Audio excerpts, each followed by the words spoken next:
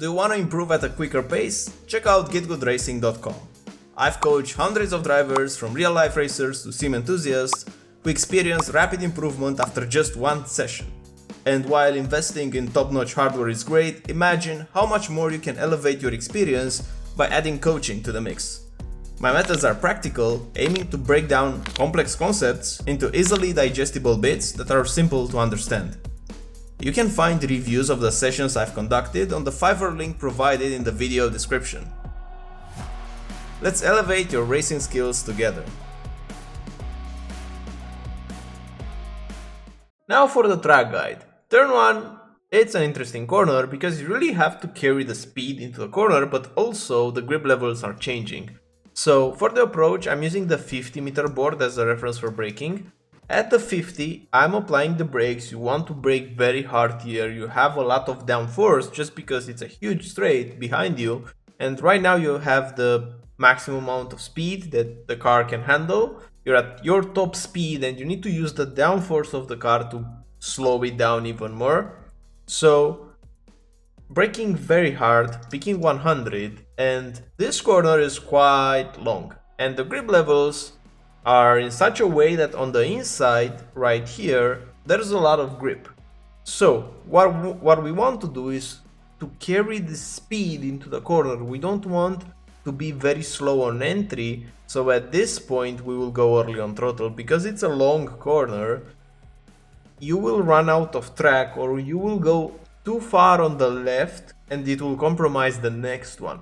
So we really want to be very tight around here and use this grip level to our advantage. So as you can see in my throttle input, I had to drop the throttle when I was going up because right now you have grip here. So I'm using the trail brake to rotate the car like that because there's a lot of grip around here.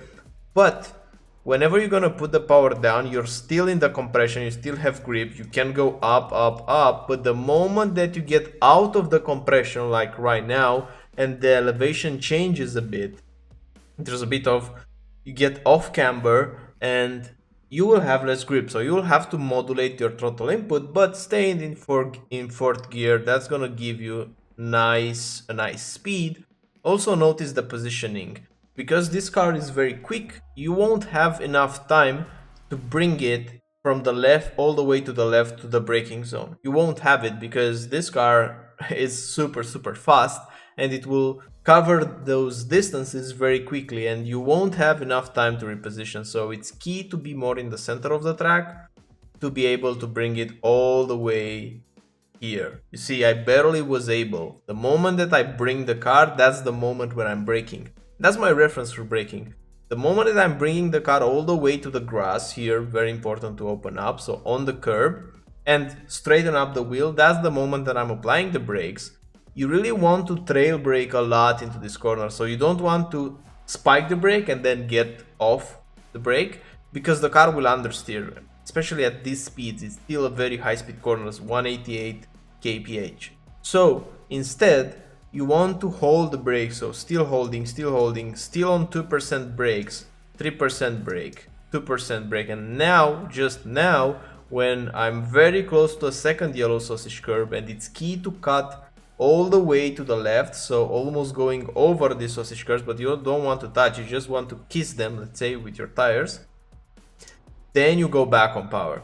Because on the exit, you want to have a turn in this angle right here. So the car is more closely to the white line than the center. So you want to position the car center left so you can take this right-hander. And for this right-hander, I'm using just the throttle to make the car point. So just a lift and throttle and then back.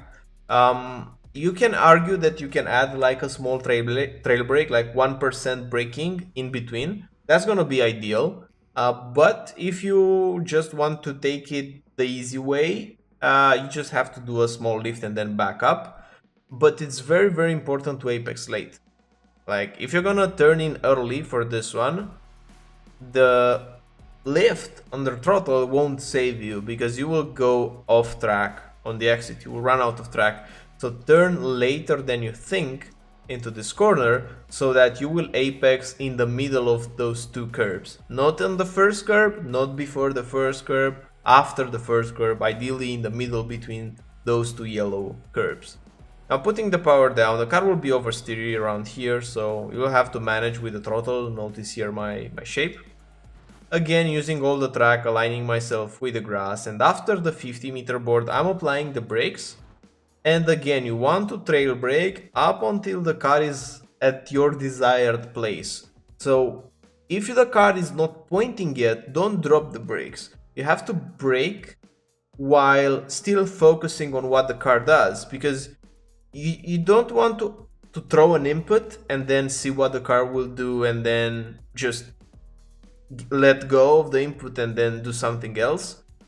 You want to stay connected with what's happening at any time. So right now I'm still holding 1% brake because I'm waiting for the car to turn even more, and then I'm applying the throttle so I can open up the next corner, which is going to be very, very important. So at turn in, like right now, very close to the white line here, that's going to be key into this sector, preparing these corners to have a good exit. You see here I do a lift but no brake. That's going to be key. Not braking into this corner is going to gain you a lot of lap time. For the next corner, I'm using as a reference for braking this exit road right here on the left. So as soon as the exit road on the left fades away, I'm applying a bit of brakes just to make the front tires point, and I want to cut a lot here in 5th gear. Now putting the power back and bringing the car all the way to the right as much as I can. You don't have time to bring it like all the way, so it's a bit of an exaggeration, but that's gonna be your goal. You don't want in between corners to go with the car straight. Instead, you want to be turning at all times the car, so to hustle it so that you will get a slightly better entry into the next corner, so you will gain a bit because of that. Now for this corner, you just have to manage with your throttles. So with your throttle input, you will manage using all the track, not using this curb on turn in. Ideally, don't touch this curb as well. Now doing a lift here, using all the track in this part, and at turn in, the car is going to be a bit lazy if you use all the track. So you will have to turn in a bit earlier than you would think, even though in this corner you have to apex late. Because you're coming off this curb, the car is going to be a bit lazier at turn in because you will go over that curb, and there's going to be a slight moment in which the car doesn't point. So you have to go a bit in advance and turn in like a tenth quicker than you would normally turn if you didn't use the curb. You can make the argument that it's better to not use the curb, but with this car I think you're carrying a lot of speed to the point that it's worth it. Didn't test it yet, but if you're not using the curb, then you will have to turn a bit later. Again, managing it with the throttle input. This was a bit of too much of a lift because I'm not using all the track right here, so be mindful of that whenever you're experimenting with the proper lifts here. Make sure you're gonna use all this part of the track. Going into the next corner, braking point for this is gonna be this building on the left. Whenever I'm very close to it, I'm applying the brakes, so right now I'm still braking. Again, it's the same thing like the first 2-3 corners. You want to trail brake up until the car is positioned, then you go back on power, bring it as much as I can to the center of the track, then cutting again with a lift. Ideally, it's not gonna be a lift to zero, so this wasn't ideal. I want to do a lift maybe to 20% throttle and then get back up. But because I do a mistake here, I'm dropping it to 0. So in this corner, you will judge your corner by how much you're gonna do this lift, because you will carry the minimum speed up if you're able to not do it to 0. For the next corner, the 50-meter board is the reference for braking. Braking at the 50, not using this curb under braking, it can unsettle the car. I didn't like it.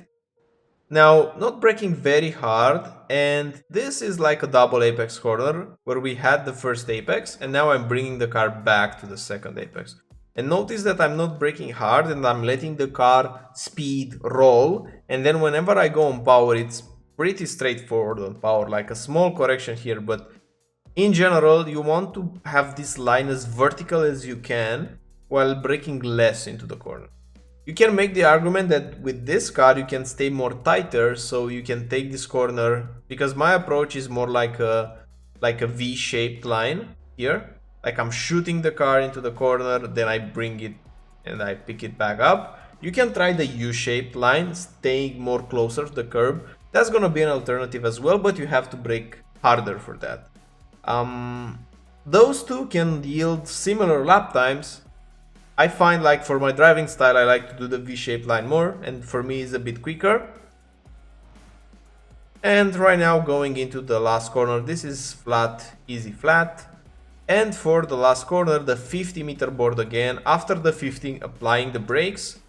You want to shoot the car deep. So basically what I'm doing, it's the same thing. It's just that I keep a bit of a more tighter line into this corner. Just because this corner is cambered like this and there's more grip on the inside. So I want to stay more on the inside in this corner, so I will be able to put the power down. Similarly as if I would go with a V-shaped line. So I think in this corner the V-shaped line is not that good, just because the corner is a bit cambered. But anyways, that's the lap of Mugello with Super Formula. I hope you have a great week ahead, and I'll see you on the next one. Bye bye.